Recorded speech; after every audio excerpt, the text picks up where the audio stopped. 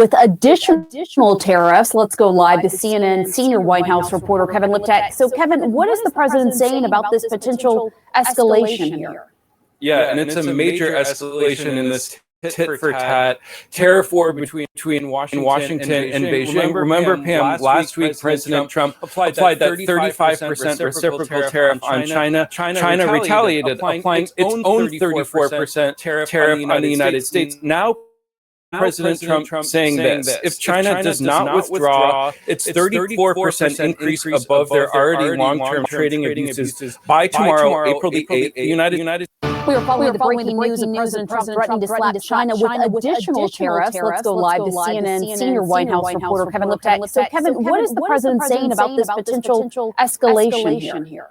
Yeah, and it's a major escalation in this tit-for-tat tariff war between Washington and Beijing. Remember, Pam, last week President Trump applied that 35% reciprocal tariff on China. China retaliated, applying its own 34% tariff on the United States. Now President Trump saying this: if China does not withdraw its 34% increase above their already long-term trading abuses by tomorrow, April, the United States will impose additional tariffs on China of 50% effective April 9th. He goes on to say that additionally, all talks with China concerning their requested meetings with us will be terminated. And I just want to break down the math for you here, Pamela, because remember, President Trump had already applied a 20% tariff on China for its role in the fentanyl crisis. He applied that 34% reciprocal tariff last week. That goes into effect later this week.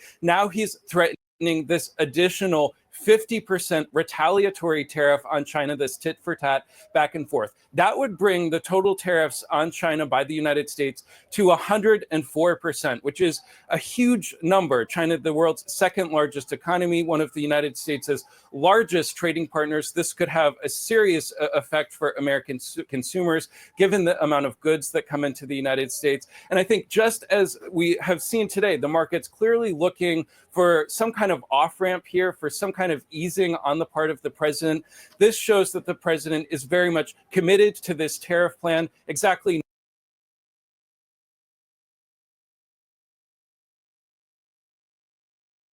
not what the markets were looking for, Pamela. Yeah, no, you're absolutely right. And, you know, the White House has been talking about how all these countries, more than 50 countries, have come and you know, reached out to the president wanting to negotiate. But the White House is also sending these mixed messages on whether the president is willing to negotiate. Where do things stand on that front?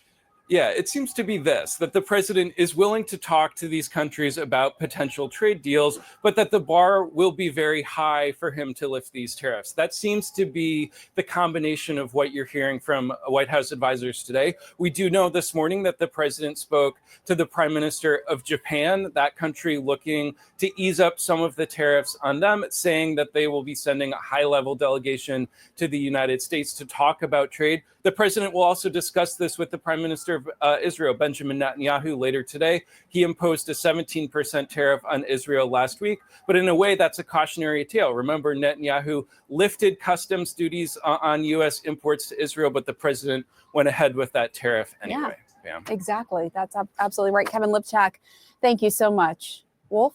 All right, Pamela, I want to get some more of the breaking news right now. Joining us, Democratic Congressman Mike Quigley of Illinois. Congressman, thanks so much for joining us. First of all, what do you make of the president's decision to escalate his trade war once again? Do you see any chance for an off-ramp before this gets a whole lot worse?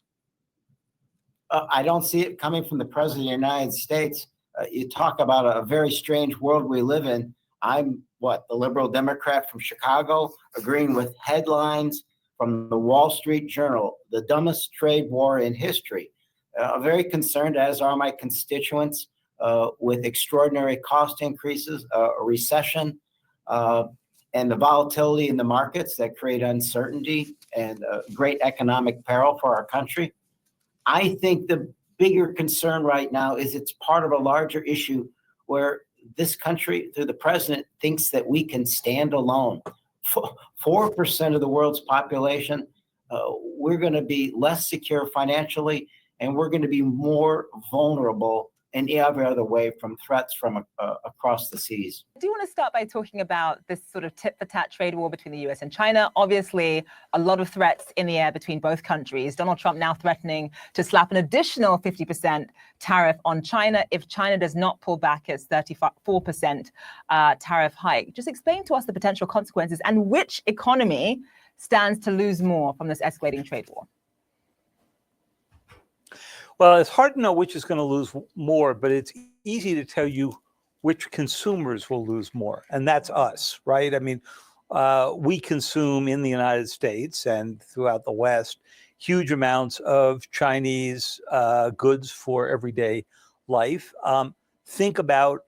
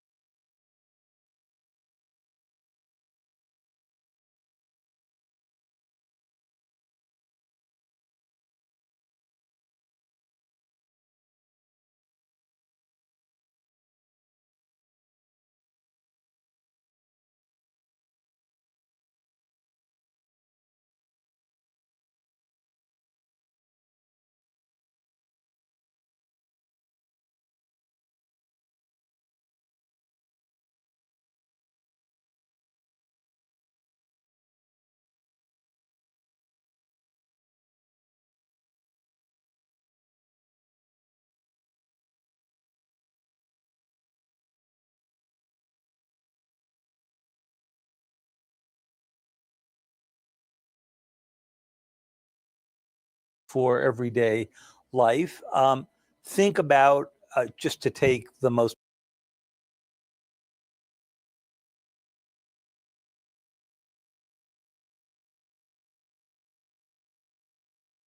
basic example, an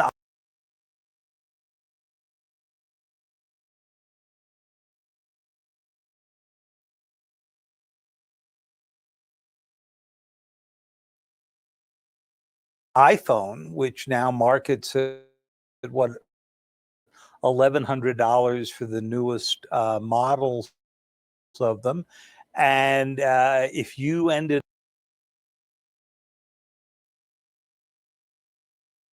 up doing the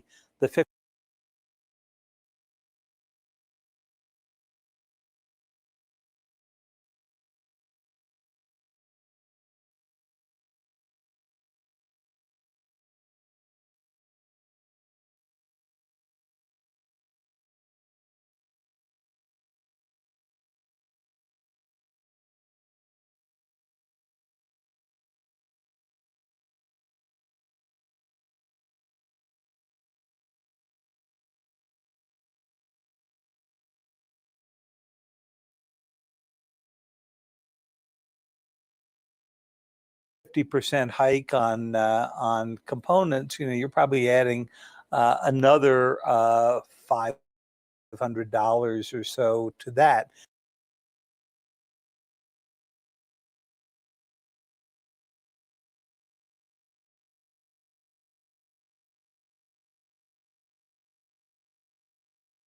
And of course, there's everything you're looking at Walmart and much of what you're looking at on Amazon. So these would, an hour ago, was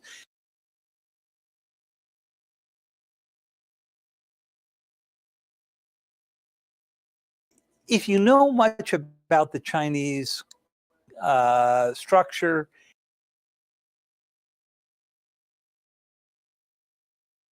and about Xi Jinping, the idea of setting him a deadline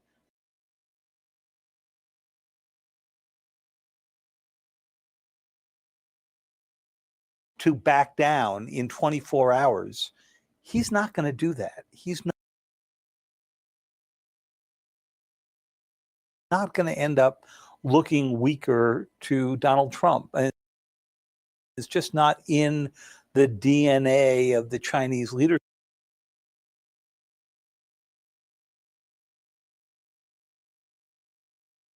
right now, Taiwan or something else.